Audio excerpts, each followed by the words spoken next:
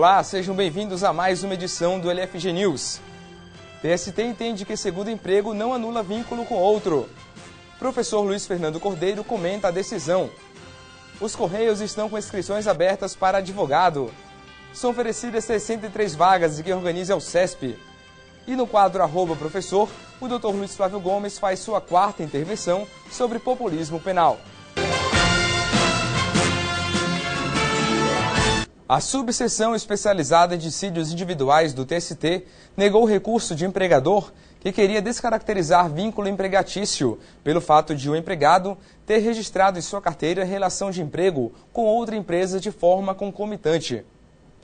O relator, ministro Pedro Manos, manteve o entendimento do TRT da 7ª Região, como argumento de que não há elementos no processo que demonstrem a incompatibilidade da prestação de serviços aos empregadores no mesmo período.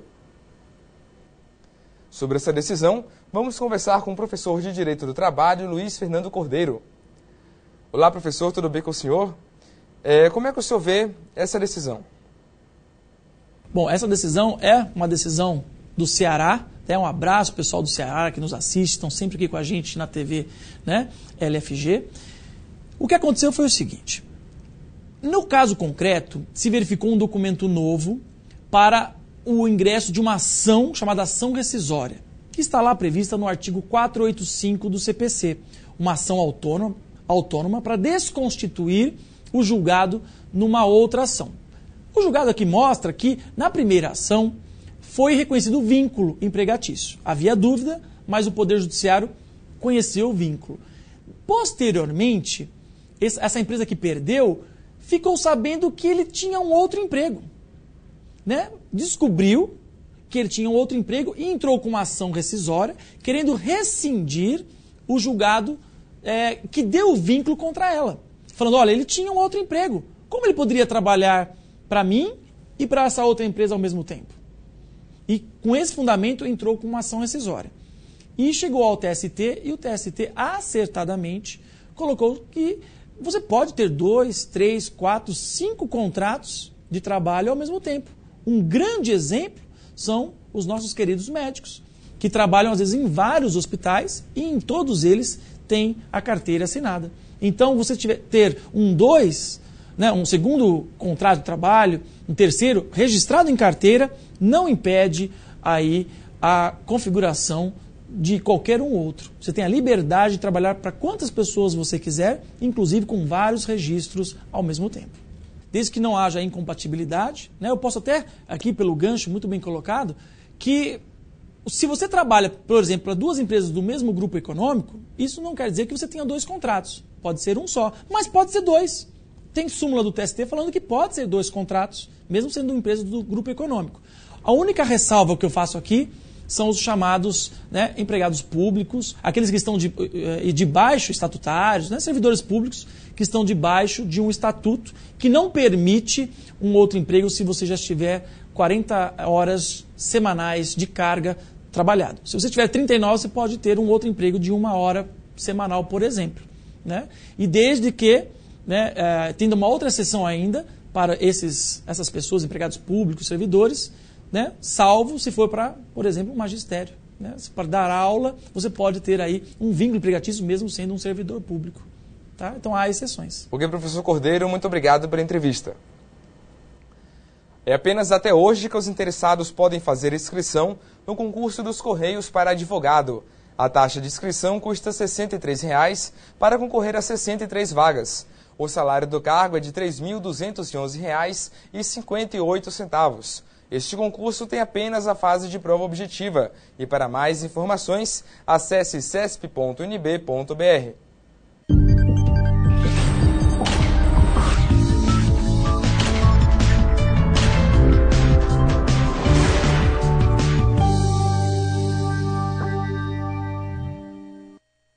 Olá amigos, sejam bem-vindos a mais um @professor LFG, sempre um tema aqui de interesse para você. Estamos cuidando nessa semana do populismo penal.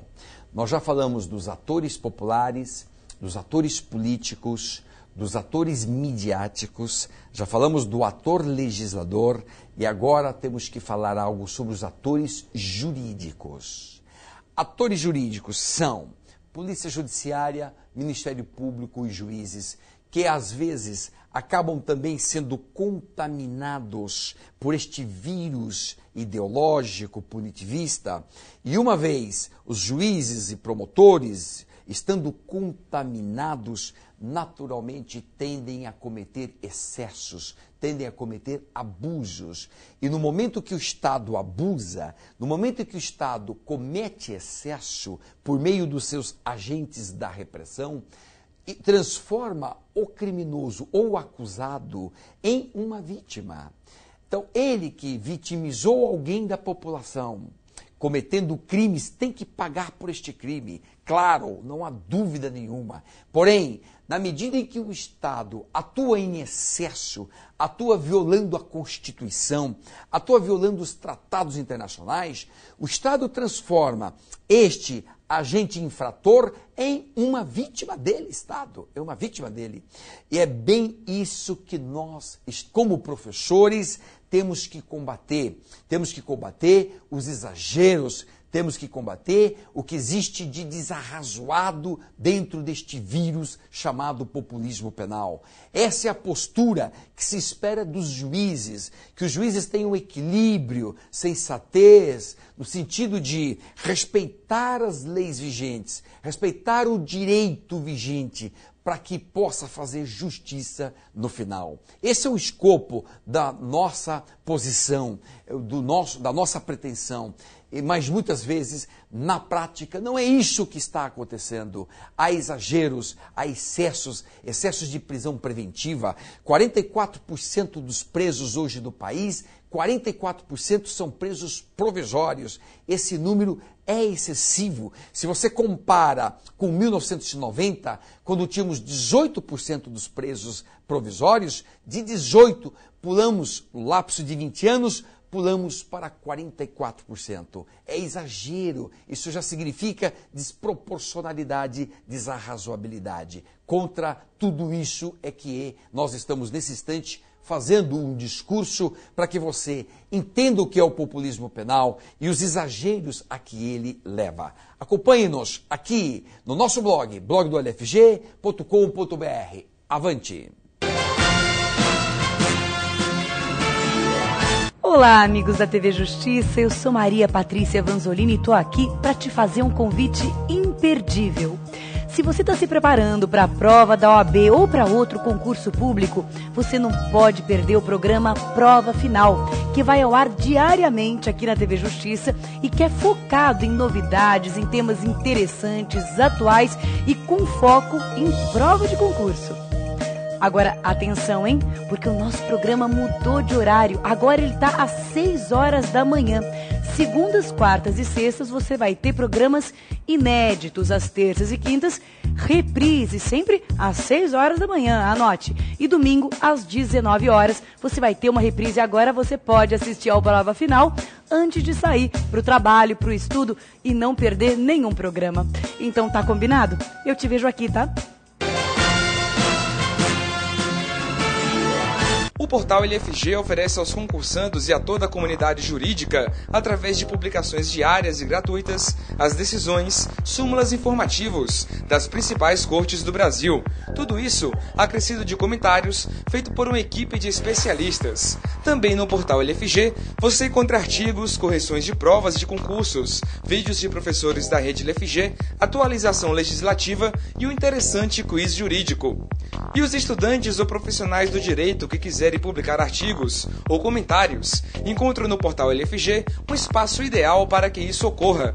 Aproveite esse portal jurídico de estudo. Acesse www.lfg.com.br. E chegamos ao final de mais um jornal. A você, nosso muito obrigado pela audiência e avante!